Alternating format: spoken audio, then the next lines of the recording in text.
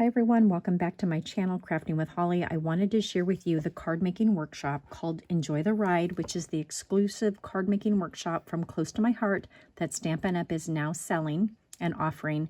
And you had to have had either an email as a maker, an email as a customer, an email as a VIP through Close to My Heart in order to take advantage of these exclusive products. So if you don't have one, reach out to me and I can always order the product for you if it's still available. And we are now into day 9 of May. So things are going to be getting a lot slimmer to pick from, but I do know that this card making workshop is still available and I have to share with you the good, better, and best options that I created featuring this exclusive stamp set and coordinating thin cut. Look at these dies. Look at how fabulous they are. Those terracotta pots, you guys, are so fun to play with. And this is just such a super sweet stamp set. So this is card number 1, and this is the good option. This is just the way the corporate artists created it, and it's beautiful just the way it is. I just love these little flower pots. Look at that fun dimension that you're going to create. I love these banners. This is the better option, and look at what happens when you add just a little bit of glitter. It just catches the eye and makes this card really dance. And then this is the best option, and of course I had to turn it into an interactive card with just a fun, more fancy way to send a card to someone telling them that you love them. And again, I just loved how sweet and delicate that is. And I just noticed that I didn't color in that flower, but I will be certainly doing that later. This is card number 2. Whoops, let's get you the good option. Uh-oh, where did I did not put these back in order. Here we go. So this is card number 2, and this is the good option. And again, it's just adorable the way it is. Lots of dimension with that flower pot. I love the coloring. That zip strip is just such a great little pop of color. And then I love the black chipboard pieces that are included in this. So that is the good option for card number 2. This is the better option, adding that rosy glitter paper.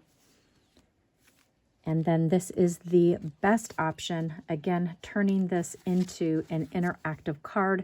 Great place to put a gift card, or even to just extend your sentiment. You still can open the card up and still write something inside. But again, I just loved creating with this beautiful stamp and thin cut.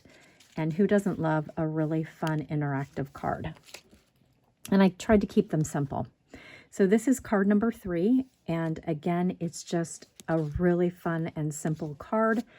Love doing the layering with colors and just adding some really fun detail by tearing the paper, doing a little bit of ink blending behind this. Just a nice, super sweet card. But then again, there's that rosy glitter paper popping in and just saying, hello, look at me shine and glitter. And it just made this card come to life.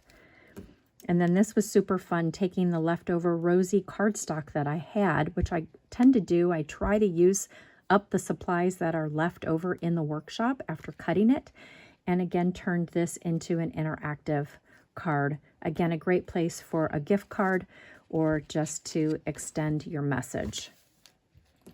And now we're going to round it out with card number 3, which is a slimline. And this was just super fun to add the stitching, pop the butterfly, add some dimension to one of the flowers, a lot of coloring, a lot of paper tearing. Just a nice simple design for the basic option. And then I had some scraps of sapphire glitter paper left over, and I had to add that little bit of sparkle at the top and the bottom. And I truly felt that it helped to ground, it helped to ground the card and kind of draw your eye in.